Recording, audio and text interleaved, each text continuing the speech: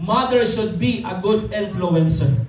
Na? Ikaw nga inahan, mga igsoon, dapat ikaw ang masunod, dili ang imong anak. Welcome back to Born to Praise TV channel. We are created to praise and worship God.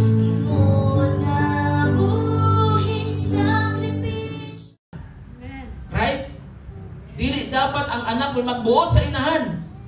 Kaya nga naman, dili na kamabuton sa Dios.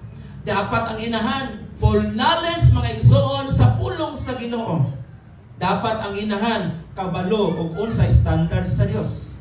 Kaya paano niya makuha ang usa ka standard, mga igsoon, nga itudlo sa iyang mga anak, kung siya ganin mismo, wala ug nawad-an niini. So bilang inahan ug amahan, mga igsoon, magkambayayong ni sila.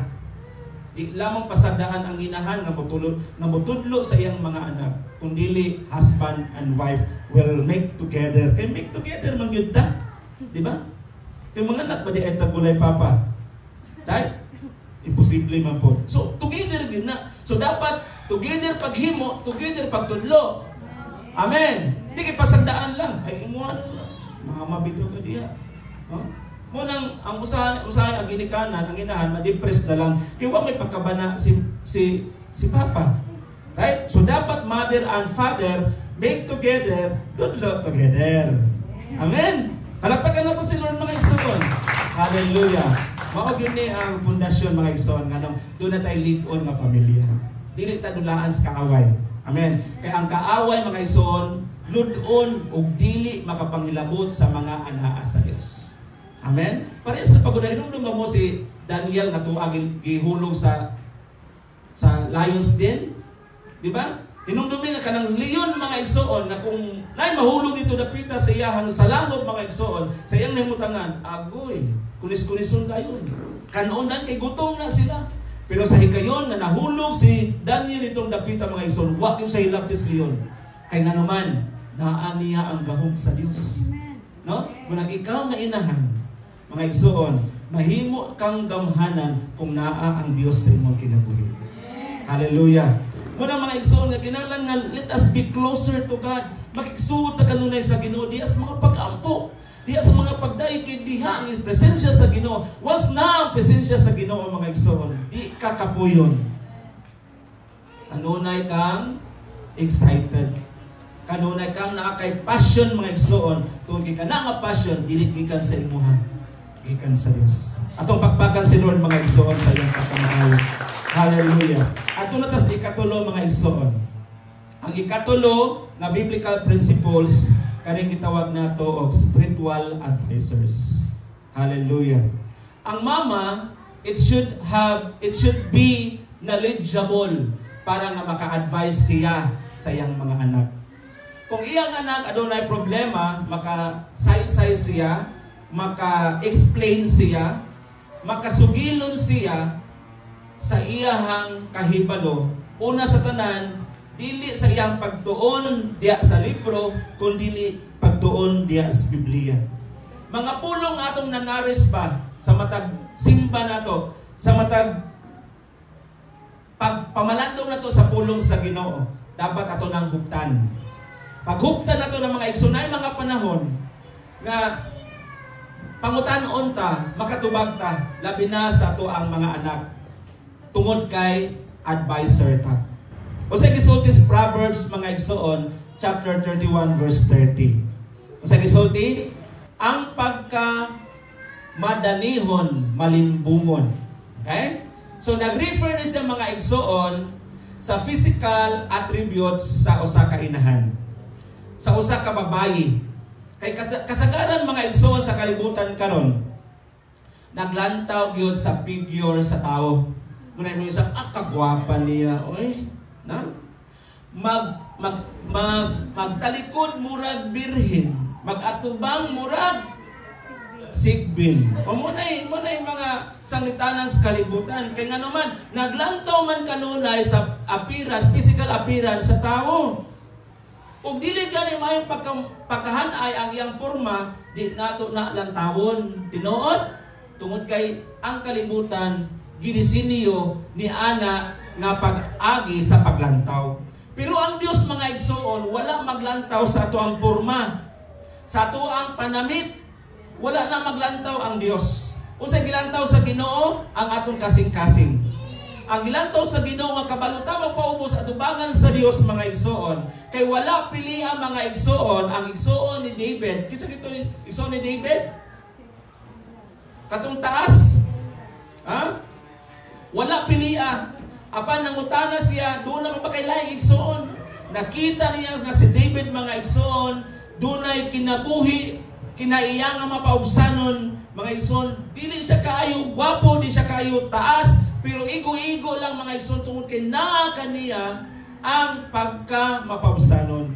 Gikuha o gipiling siya sa Ginoo na nahimong hari sa Israel. Kay nga naman ang Dios mga igsoon wala maglantaw sa atong barug. Og mo ni gisulti mga igsoon ni Solomon, ang anak ni David. Ang pagkamadanihon malimpumon, matintalta. Muna mo ato dayon ta. Ato dayong iring-iringan, ato dayong tagalog pagtaga tungod kay maayo sa imong pananaw. Og ang katahom lumalabay lang. O, sa to pa, kana di ang imuhang giganahan niya sa physical appearance mawag tagra. Di ba? Di ka maka-appreciate. Kung nakita nimo siya nga kalabira, di ka ma-appreciate. May gugma pa baka kalabira nimo nakita. Di ba? Dili yun. So means, kinig yung mata mga igsoon, mao gini problema sa itong pagpangalagad sa Ginoo. Kaya usahay makompromise na ito na itong pagpangalagad sa Diyos. Mas mupa, tigbabaw ang atong pagbati. Kaya mingon man dito nga, ay, okay lang Lord, next time bawi lang ako. No? Bawi. Pero ang Diyos dili wak bawi. Maintain yun na ang momentum sa Ginoo. Dili karon taas, pagkaugma, maba, dili. Sige ginang ga-accelerate mga igsoon. Walay pagbago. Ikaw ron ang nabago. Inanay mong tapadya. Kumustahan na? Buhi pa ba na? Amen? Or, naginawa pa ba na sa ginawa sa Diyos? Amen. Naginawa pa ba ta sa ginawa sa Ginoo? Hallelujah. Ang physical nga aspeto sa tao mga igsoon lumalabay lang. O ang katahong lumalabay lang. Apan ang babayi nga nagtaod sa Ginoo, take note, ang babayi nga nagtaod sa Ginoo, angay daygon. Mo na mga igsoon, pilian ang babayi nga madayigon sa Ginoo. Di lang ta mag-apas mga igsoon sa iyahang hitsura. Kaya kung kalabira na, di ka ma-appreciate ana. Amen. Hallelujah. Mo ni dapat atong hinumduman. Mag-unsa man ang hitsuraan, pero di way kahadlok sa Ginoo. Nindot yung tong hitsuraan pa, unya doon na pagyoy, patayigon pag sa Ginoo. Hallelujah. Pinansya. Amen. Hallelujah. Tanaw na ko na yung tapad. Diba? Sis Blanca, tanaw na yun sis. Diba? Mahadlokon sa Ginoo mo na importante mga igsoon. Hallelujah. Mahadlokon sa Ginoo, that means kanunay di mong ipataas ang Ginoo sa imong kinabuhi. Dili siya ikaduhalang. Priority nimo si Lord. Mo ni taong mga igsoon madlokon sa Ginoo. Kay mao gini kinahang sa Dios, mo ni paborito sa Dios kung putahi pa. Paborito kas Ginoo. Kaya mo tupad paborito kas Ginoo. Kay madayigon ka. Dili tungod kay sa imong gisunod, dili tungod kay kugihan ka, no? Dili tungod kay sige ka og labas ako ang mga sapot sa akong mga sanina, no? Dili tungod ana, tungod kay mahadlokon og madayigon kas Ginoo. Ingon ang pulong sa Dios. Proverbs chapter 31 verse 30. Dapat memorize nato ni mga igsoon kay mao ni ato ang mo ni ato ang kanabang kitawag nato o kanabang taming nato ni, no? Taming nato ni nganong gihatag ka sa Dios para nako tungod kay mahadlokon kas Ginoo. Dili akong pagbuot ang gipili tikaw, kun dili gipili ka sa Ginoo para nako. Amen. Inanay mo tapad. Ayo. Okay. Hallelujah. Ikaduha mga igsoon. Bilang spiritual advisor, Proverbs 31 verse 26. Nagsulti siya nga adunay kaalam. bilang usa ka inahan magsulti ganit ta mga igsoon sa atong mga anak, inubanan gyud sa kaalam sa Dios. Dili pwedeng singkahan.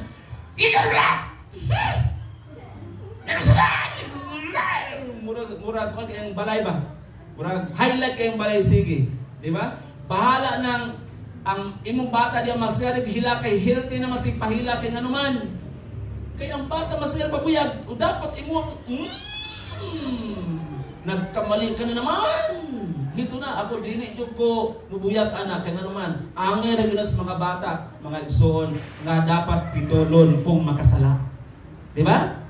Nagsulti siya adunay kaalam, nagtudlo siya upan ang pagmahal. Dili na tinuod nga, dili tinuod nang di mo bunalan na imong bata wala kay pagmahalan na.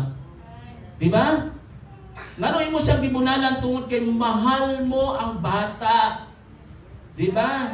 Gihigugma nimo ang bata imo siyang gibunalan mga igsoon. Lahi ba tong nako bisita last Sunday ang hapon na. Ingon siya, ingon ko na yung bata nga. Wala man po makanahigugman ako kay tanawa tong akong kauban ng silingan naa siya cellphone niya ako wala pwede ka nahigugman ako kay wala man ko nimo paliting cellphone. Ug ikaw inahan anak so may imong katubag anak, di ba?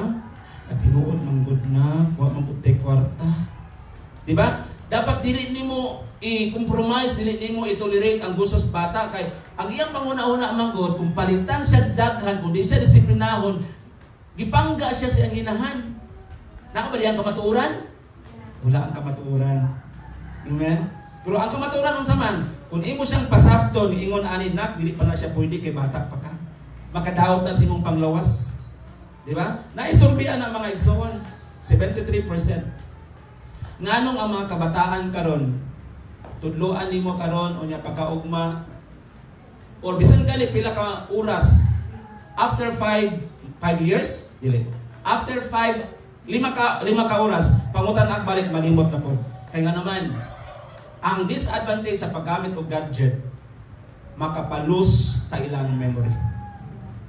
Mahina ang ilang una-una sa pagsabot or sa pagtipig sa ilang kaalam, malimot na po sila pagkaugma. Una ayaw tugutin mga igsoon, pwede ta mo cellphone mo, bisan tuod og educational purposes lang nga maritin ang bata, pero ang radiation. Asa pa ingon? Di ba? So dapat limited, no? Limited ang paggamit sa gadget. Di ba? Ang mga bata karon para sa mga ginikanan, ay ako na siyang gitagaan o para malingaw, para nga dili magsaba sa church. Di ba? Mga bata po nga dito, tagaag kalingawan na para na makakonsentrate sila paminaw sa pulong sa Ginoo. Sa imong una-una, okay, pero what if sa side sa bata? Makatabang ba? So bilang usa ka inahan mga igsoon, dapat kabaluta kung unsa o giunsa nato paggamit ang pulong nga gugma mga igsoon sa pagtudlo sa atong mga anak. Dapat kabaluta kung asa o unsa nato ni paggamit pagtipik mga igsoon para nga dili siya madihado sa iyang pagtubo mga igsoon. Hallelujah. Thanks for watching. Please like, comment, and subscribe.